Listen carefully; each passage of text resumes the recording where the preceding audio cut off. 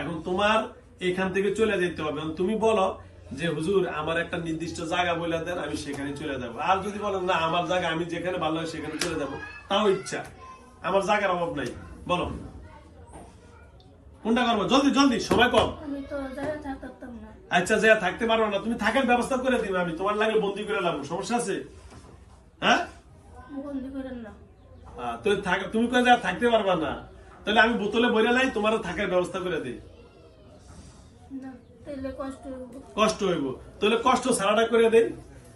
তুমি যদি বলো হুজুর আমি যে থাকতে পারবো না, তাহলে বোতলে বইরে দেই, তুমি যেখানে কবে হ্যান্ডে তোমার রাইখা দিব।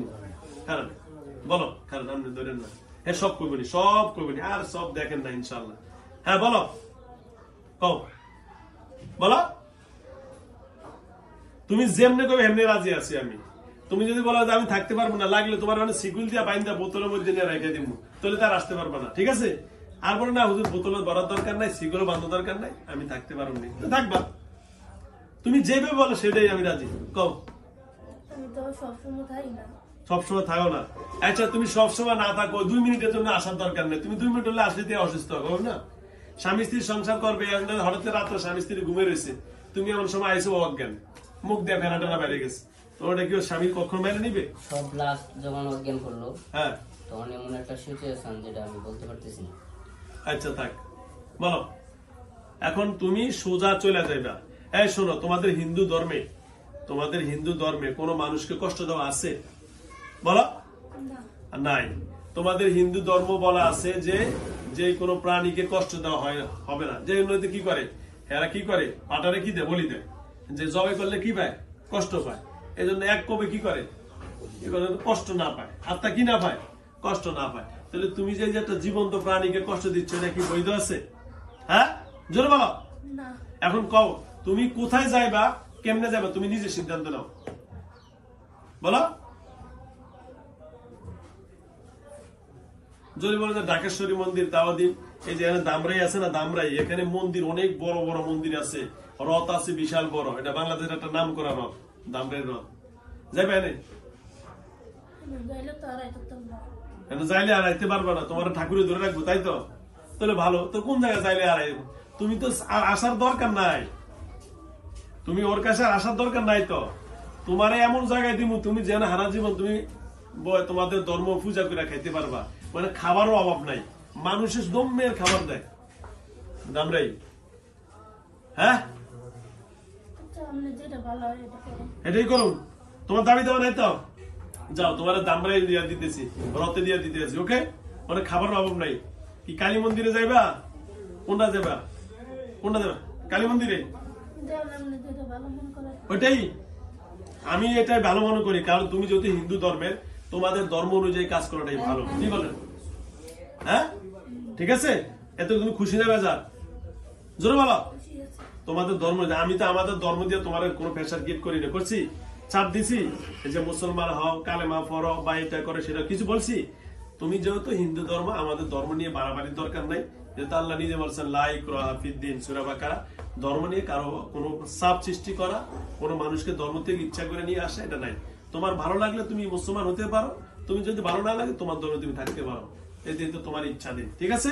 তাহলে তুমি যদি ইচ্ছা করে না হুজুর যা ভুল হয়েছে হয়েছে, আল্লাহ দীর্ঘদিন ছিলাম, আপনি আমার মুসলমান বানিয়ে দিতে পারেন, তাও তোমার ইচ্ছা। আর যদি বলো না মুসলমান হবে না, আমার ধর্ম আমার পার করে দেন, কোনটা করবা? সিদ্ধান্ত তোমার। তবে আল্লাহ যেহেতু নিজে কোরআনে বলেছেন ইন্না দীনা ইনদাল্লাহিল ইসলাম, ইসলাম হলো সবচেয়ে মনোনীত ধর্ম, শান্তির ধর্ম। এই ধর্মের মতো শান্তি না। এখন আজকে ইহুদি খ্রিস্টান যারা আছে তারাও বলতেছে না এর মতো শান্তি। যেন আমরা কাতারে যখন খেলা হয়েছে, কি হয়েছে? না ক্রিকেট খেলা হলো না, ফুটবল কাতারে খেলা হলো না, বিশ্বের তাক লাগিয়ে দিচ্ছেন যে ইসলামের সৌন্দর্য, ব্যবহার, মুসলমানের ব্যবহার কেমন হয় তারা দেখে গেছে। কত মুসলমান হয়েছে বলেন, কি করবেন বলেন?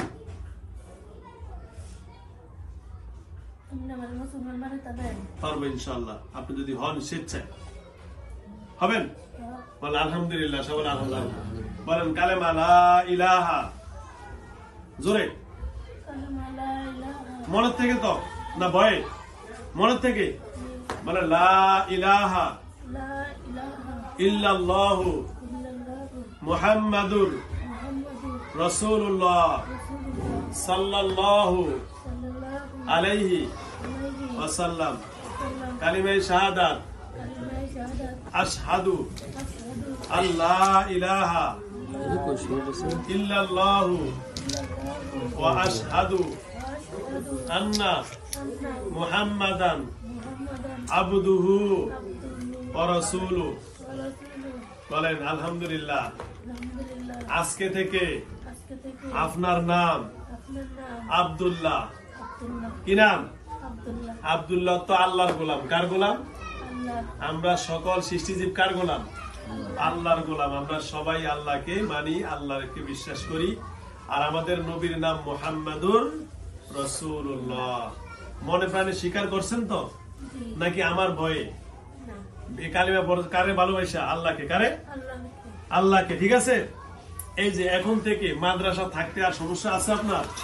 আপনি এখন মুসলমান হয়েছেন না? এখন আপনার মাদ্রাসা যদি এই যে আজান দিব কিছুক্ষণ পর, আজান দিলে আর গায়ে লাগবে না। কি লাগবে না?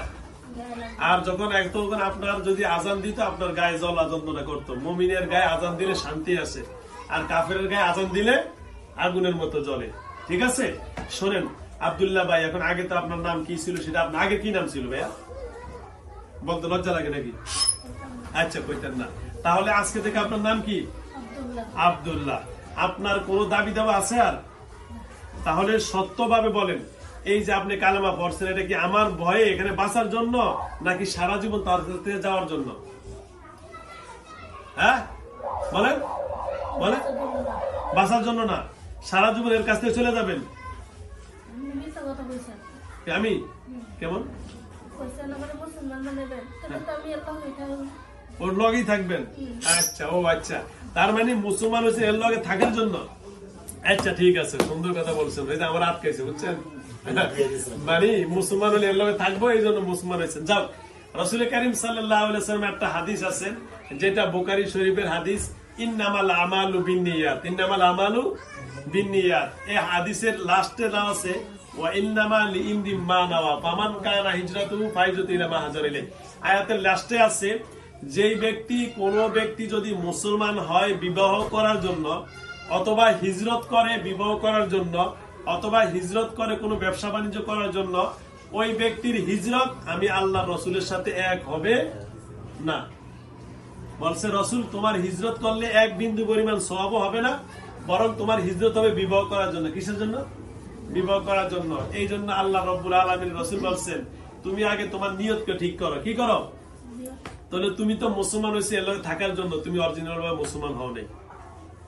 কারণ আল্লাহ রসুলের হাদিস ইন্নামাল আমালু বিন্নিয়াত, আমরা সবাই পারি হাদিসটা, পারি না?